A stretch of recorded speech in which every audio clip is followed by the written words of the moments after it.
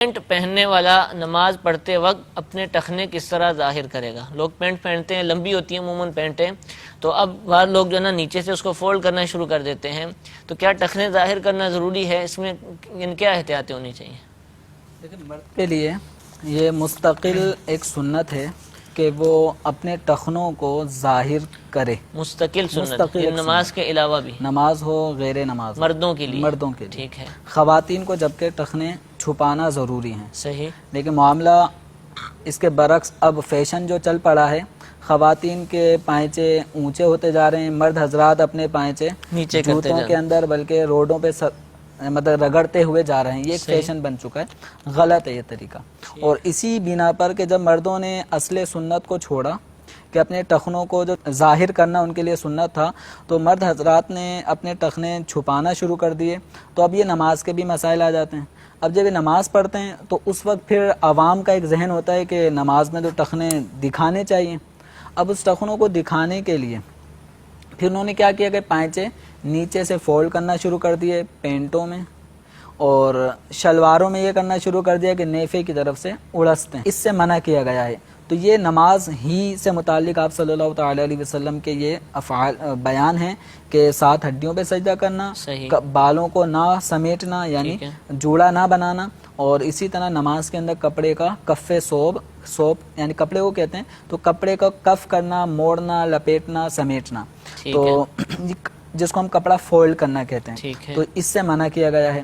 تو اب اگر یہ نمازی جو ٹخنے عام لباس ہی اس کا ایسا ہوتا ہے کہ وہ ٹخنے چھپے ہوئے ہوتے ہیں، صحیح. اب جب وہ نماز پڑھنے کے لیے کھڑا ہوتا ہے تو اس کا ذہن یہ ہوتا ہے کہ ٹخنے تو نماز میں ظاہر کرنے چاہیے. اب وہ کیا کرتا ہے، پینٹ کے نیچے سے پائچے فولڈ کرتا ہے ٹخنے ظاہر کرنے کے لیے، اور شلوار کو اڑستا ہے. تو اب اس کراہت کا شکار ہو جاتا ہے، جس سے نبی کریم صلی اللہ تعالی علیہ وسلم نے منع فرمایا ہے. تو کف صوب نماز میں مکروہ تحریمی عمل ہے. ٹھیک ہے. تو اب نمازی جب کپڑا پائچہ فولڈ کرتا ہے تو اس کراہت تحریمی کا شکار ہو جاتا ہے. اب دوسری بات یہ ہے کہ اب اس کراہت تحریمی سے بچنے کے لیے اب وہ کیا کرے گا، فولڈ نہیں کرے گا تو وہ ٹخنے چھپے رہ جائیں گے.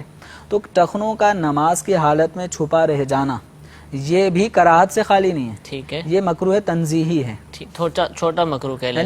ہاں، کراہت 2 قسم کی ہیں، کراہت تحریمی اور ایک کراہت تنزیہی. تو کراہت تحریمی یہ گناہ ہے، ناجائز ہے، اس سے بندہ گناہگار ہوتا ہے. کراہت تحریمی کے بجائے جو کراہت تنزیہی ہے، کراہت تنزیہی کا ارتکاب کرنے والے کو گناہگار نہیں کہا جائے گا، لیکن کراہت تو ہے، ناپسندیدہ طریقہ تو ہے.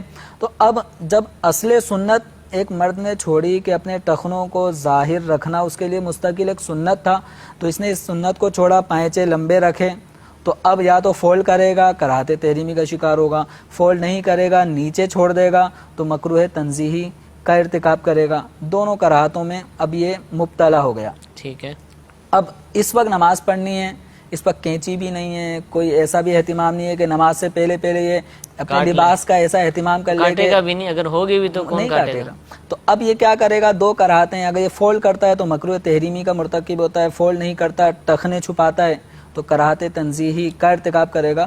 تو جب کوئی شخص 2 قسم کی مصیبتوں سے دوچار ہو اور 2 میں سے ایک کو اختیار کرنا ہی پڑے گا، تو پھر شریعت کا قاعدہ ایسی صورت میں یہ ہے کہ وہ کم تر درجے کی مصیبت کو اختیار کرے. ٹھیک ہے. تو اب اس صورت میں اس کو حکم یہ ہوگا کہ یہ مکروہ تحریمی یعنی فولڈ کرنے کے عمل کو چھوڑے، اور ٹخنے کو چھپانا یہ بھی مکروہ ہے. اس کی ہم یہ نہیں کہہ رہے کہ یہ کرے، کھلا کھاتا ہے، مکروہ تنزیہی ہے.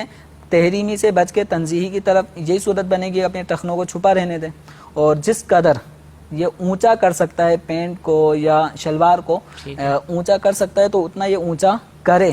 یہ اونچا کرے گا، موڑے گا نہیں، اوپر کی طرف اٹھانا جتنا اوپر ہو سکتی ہے شلوار پینٹ کو اونچا کرے تاکہ کراہت تنزیہی سے بچنے کی کوئی صورت بن سکے.